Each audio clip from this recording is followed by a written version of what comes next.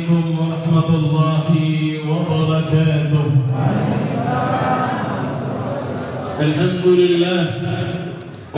لله الملك الحنان المنان الذي شرفنا وجعلنا من أمة سيدنا محمد سيد الأكوان.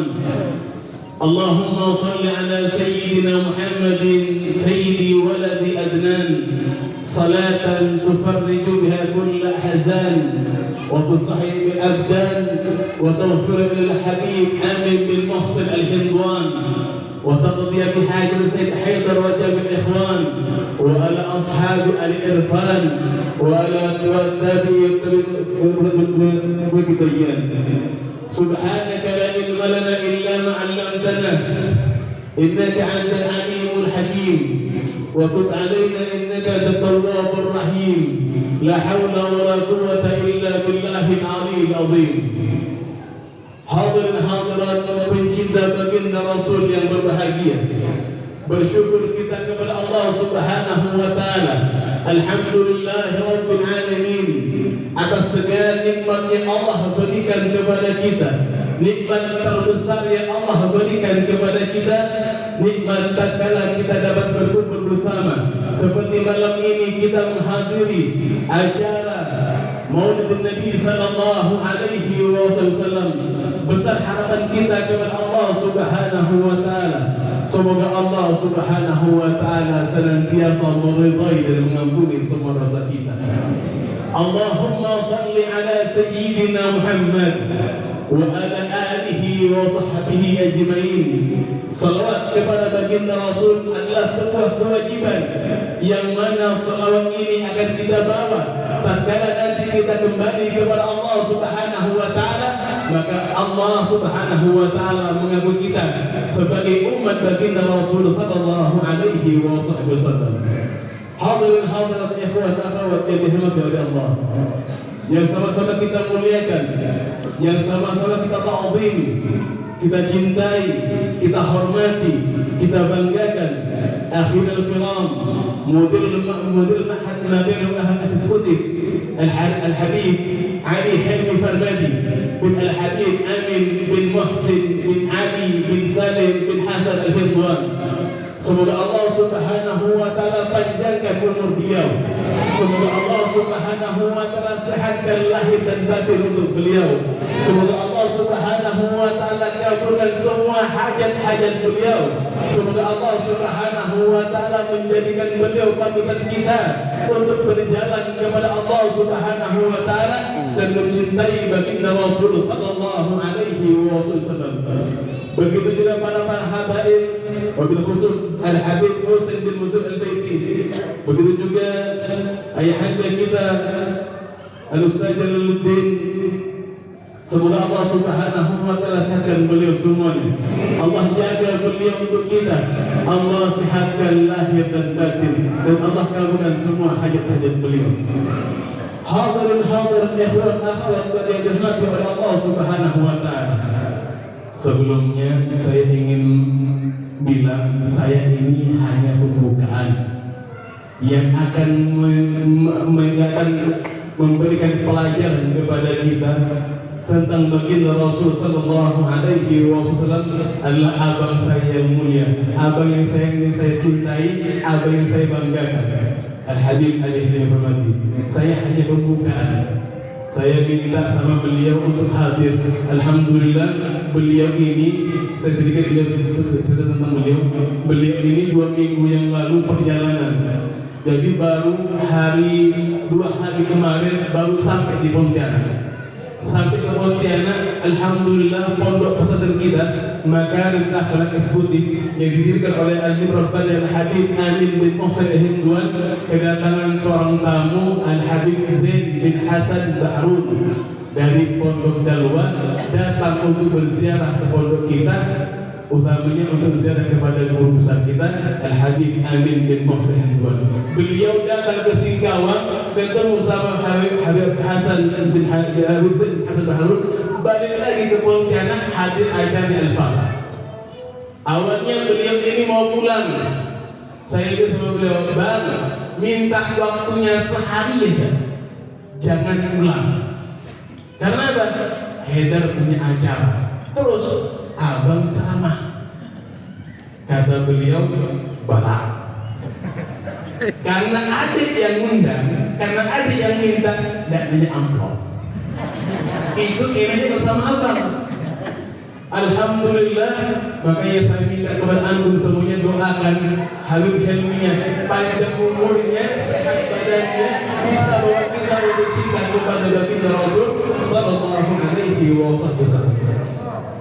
Ikhwan akhwat rahimani rahimakumullah. Cinta kepada baginda Rasul adalah sebuah kewajiban.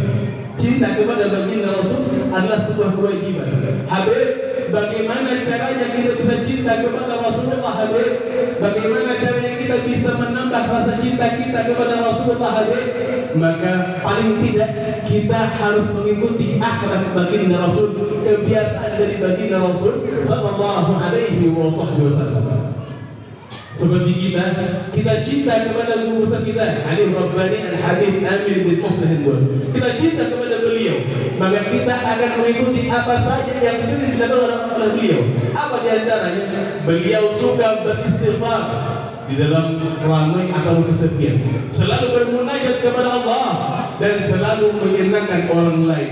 Kebiasaan ini kalau kita lakukan, maka akan tumbuh di hati kita untuk cinta kepada guru besar kita Alim Rabbani Al-Habib Amir bin Muflih Hindun.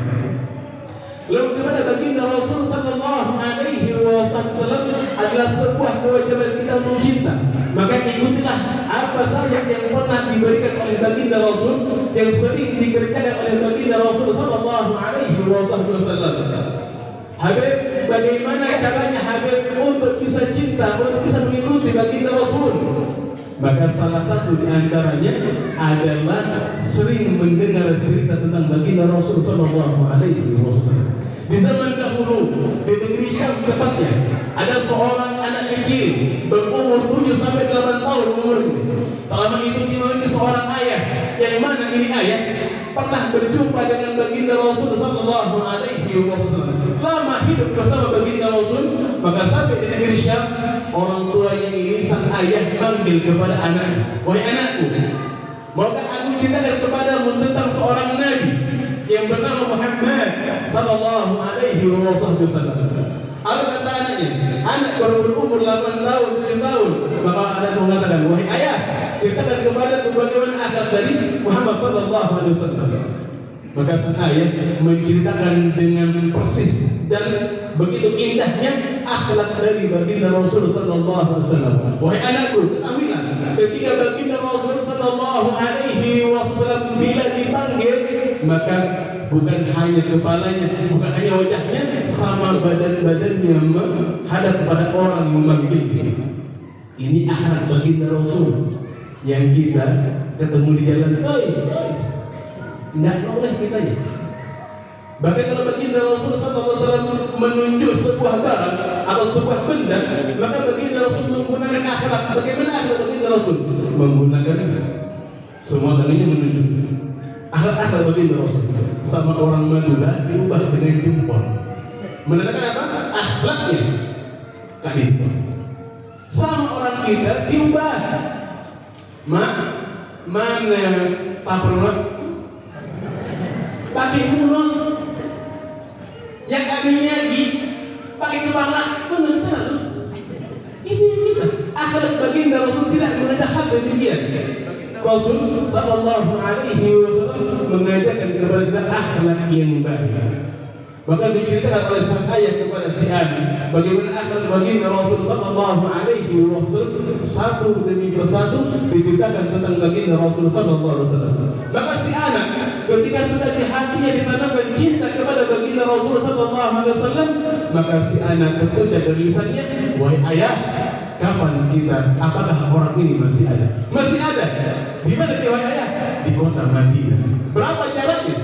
Dari tempat kita berada menuju kota Madinah, memakan waktu berhari-hari perjalanan. Wahai ayah, ketahuilah, aku ingin berjumpa dengan Muhammad sallallahu alaihi wasallam. Seorang anak kecil 7-8 tahun umurnya. Maka karena saking bahagianya ini ayah membereskan, membawa bekal-bekal untuk perjalanan. Ketika memasukkan makanan, membawa makanan yang akan dia bawa, apa kata si anak, wahai ayah, demi Allah tidak perlu aku makanan ini. Aku tidak perlu makanan ini. Apa yang kau perlu, wahai anakku? Aku hanya ingin memandang wajahnya, aku ingin mencium tangannya, dan aku ingin memeluk tubuhnya. Sallallahu alaihi wasallam. Maka ini berangkat jadi anak bersama ayahnya. Berangkat di tengah perjalanan karena capeknya, jauhnya perjalanan membuat orang tua ingin letih, ingin istirahat. Ketika istirahat menyimpan barang-barangnya di tanah, maka anaknya bertanya, wahai ayah, apa yang kau kerjakan? Tidakkah engkau menginginkan berjumpa dengan kekasih kita Muhammad sallallahu alaihi wasallam? Ini ayat yang pertama yang capek luar biasa, menjadi semangat banget, diangkat lagi barang-barangnya, berangkat lagi menuju kota Madinah. Sampai di kota Madinah, di gerbang kota Madinah, sang ayah heran karena kebiasaan orang-orang Madinah ketika masuk di kota Madinah, maka orang-orang yang berada di kota Madinah pasti berebutan untuk menyambut tamu. Pasti untuk masuk ke dalam rumahnya disediakan makanan, minuman dan semuanya. Pada waktu itu tidak disimpan, tidak ada yang memanggil, tidak ada yang ngajak ke rumahnya. Heran ini ayah, kemana penduduk kota Madinah? Mana orang-orang yang ada di kota Madinah? Maka saat kemudian berangkat ini sang anak dan sang ayah dan si anak ini berangkat sampai di tengah-tengah kota Madinah. Tidak seperti biasanya di kota Madinah, sepi, hening, tidak ada orang satupun. Kemudian jalan beberapa langkah berjumpa dengan salah seorang sahabat Rasulullah SAW yang bernama Sayyidina Salman Al-Farisi. Wahai sahabat Rasul, ada apa gerangan dalam kota Madinah? Kenapa tidak seperti biasanya? Ketika ada orang yang datang dari jauh, maka orang-orang Madinah akan menyambut tamu tersebut untuk mampir ke rumahnya, makan dan istirahat. Akan tetapi tidak aku dapati pada hari ini. Apa yang terjadi? Wahai fulan, apakah engkau tidak mendengar sebuah berita yang sangat menakutkan? Sebuah berita yang sangat mengerikan. Berita apa? Apakah berita ini tentang duka?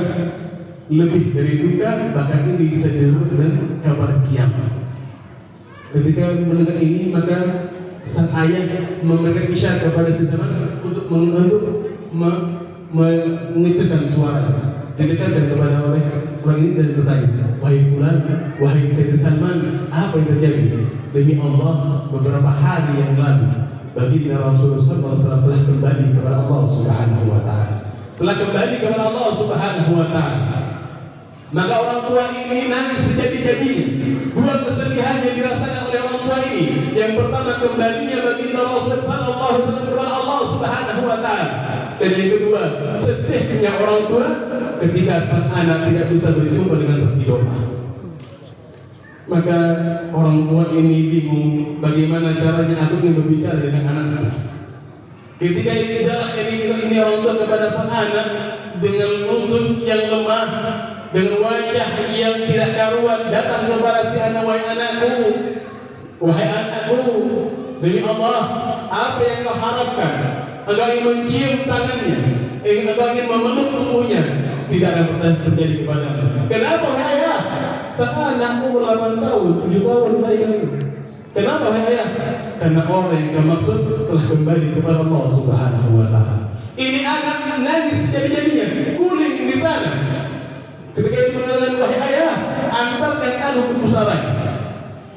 Diantarkan oleh Sayyidina Salman Al-Farisi dan juga sang ayah dan si orang tua ini datang ke pusara Rasulullah. Ketika di hadapan pusara Rasulullah, sang anak mengatakan, Assalamualaikum ya Rasulullah, Assalamualaikum ya Habibullah. Ini anak beneran demikian. Saat beneran itu, maka si anak dengan polosnya menyimpan kedua lututnya di hadapan pusat baginda Rasul sallallahu alaihi wasallam, seraya dia mencium sesuatu dan memeluk sesuatu. Maka ditanya sama saya, wahai anakku, apa yang terjadi padamu? Kenapa engkau berbuat hal seperti engkau mencium sesuatu dan memeluk sesuatu? Kata anaknya, demi Allah wahai ayah, ketika itu baginda Rasul hadir di hadapanku dan baginda menundukkan tangannya kepadaku. Setelah aku mencium tangan baginda Rasul, aku dapat memeluk tubuh baginda Rasul sallallahu alaihi wasallam. Allahumma shalli ala sayyidina Muhammad wa ala alihi wa sahbihi. Begitu luar biasanya cinta baginda Rasul. Bila kita mengajarkan cinta kepada anak kita, kepada diri kita, kepada keluarga kita, maka akan selamat dunia dan akhirat. Hadirin hadirat ikhwan akhwat yang dimuliakan oleh Allah Subhanahu wa taala. Malam ini kita memperingati Maulid Nabi sallallahu alaihi wasallam. Malam yang lebih baik daripada segala lain. Lebih baik daripada malam Idul Adha, lebih baik daripada malam Idul Fitri, lebih baik daripada malam Jumat, lebih baik daripada malam Lailatul Qadar, lebih baik semuanya pada malam hari ini karena 4 malam yang mulia lahirnya baginda Rasul sallallahu alaihi wasallam. Dimuliakan oleh Allah malam Lailatul Qadar, dimuliakan oleh Allah malam Idul Adha, malam Idul Fitri karena Sayyidul Wujud Muhammad sallallahu alaihi wasallam. Zaman dahulu di kota Mesir ada seorang Nasrani sampai rumahnya membuat sebuah acara Maulid Nabi sallallahu alaihi wasallam. Ini di kota Mesir selalu setiap 12 Rabiul Awal mengadakan acara Maulid Nabi sallallahu alaihi wasallam. Lalu kemudian ketika si anak ketika rumah itu mengatakan marhaban ya marhaban ya nur laini bersolat baginda Rasul, maka si istri nanya kepada suami, wahai suamiku, apa yang dikerjakan oleh orang sebelum kita? Oh, kata suaminya, dia lagi buat acara merayakan Maulid Nabinya namanya Muhammad. Oh, mereka kayak gitu. Iya. Si istri heran, pengen tahu, cuma takut sama suaminya. Pengen nanya lagi, cuma takut dimarah, takut dipukul sama suaminya. Akhirnya kan suaminya dah tidur aja. Berangkat dia ke kamarnya, istirahat dia. Suaminya sudah tidur, si suami sudah tidur, si istri belum tidur. Masih kebayang dengan marhaban ya nur laini. Kata, akhirnya dia karena sudah ngantuk tertidur. Waktu tidur dia melihat berada di sebuah tempat yang begitu putih bersih. Dan kemudian banyak orang-orang di sekitarnya yang mengelilingi. Dia tidak kenal siapa itu. Si fulan siapa, yang jalan siapa, yang duduk siapa, yang tidak dia kenal. Akhirnya sampai akhirnya ada satu orang yang di depannya. Wahai fulan, aku ingin nanya, ada acara apa ini? Kami lagi menunggu orang yang akan datang ke sini. Siapa namanya? Muhammad sallallahu alaihi wasallam. Apakah aku bisa berjumpa dengannya? Bisa. Dan orang ini bisa. Baiklah. Kemudian singkat cerita, maka datanglah baginda Rasul sallallahu alaihi wasallam. Ketika perempuan ini melihat baginda Rasul dari jauh, sudah cinta luar biasa. Maka orang ini bilang sama orang dekatnya, wahai fulan, bisakah aku berjumpa dengannya? Tunggu dulu, aku mau izin. Maka izin. Orang ini yang lihatnya kepada Rasulullah. Minta izin, diizinkan oleh Rasulullah. Datang kepada Rasulullah ini, ya Muhammad, labbaiki. Kalau labbaiki ini panggilan atau jawaban untuk orang yang memiliki pangkat dari Allah Subhanahu wa taala. Kata orang ini, wahai Muhammad, kenapa engkau menyebut dengan sebutan demikian? Aku adalah orang yang biasa, yang tidak memiliki pangkat apa-apa dari Allah Subhanahu wa taala. Sekarang tidak, tapi bentar lagi engkau akan menjadi orang yang dicintai oleh Allah Subhanahu wa taala. Maka kata orang ini, ya Muhammad, ajarkan aku tentang agama Islam. Diajar oleh baginda Rasul dalam mimpinya, diajar oleh baginda Rasul. Diajarkan semuanya hingga pada akhirnya orang ini masuk Islam. Saat dia memegang tangan baginda Rasul mengatakan asyhadu an la ilaha illallah wa asyhadu Muhammad Rasulullah, Islam di tangan baginda Rasul. Dan dia mengatakan, ya Rasulullah dari Allah, bangun aku dari tidur, aku ingin membuat selamatan karena keislaman. Singkat cerita, bangun ini dari tidurnya, kepikiran dia. Gimana caranya aku membuat selamatan atas keislaman itu? Sedangkan suamiku ini adalah orang yang galak. Kalau seandainya dia tahu aku masuk Islam, maka aku pasti dikubur. Nah, kemudian orang ini si istri turun dari atas rumahnya menuju ke bawah, ngelihat sudah ada makanan-makanan seperti mengadakan acara besar. Orang ini maka nanya sama suami, wahai suamiku, ada acara apa ini? Ada acara apa ini? Kalau acara urtani kita masih lama. Kalau acara ada kita, tidak ada acara kita. Kenapa engkau menyiapkan makanan yang begitu banyak?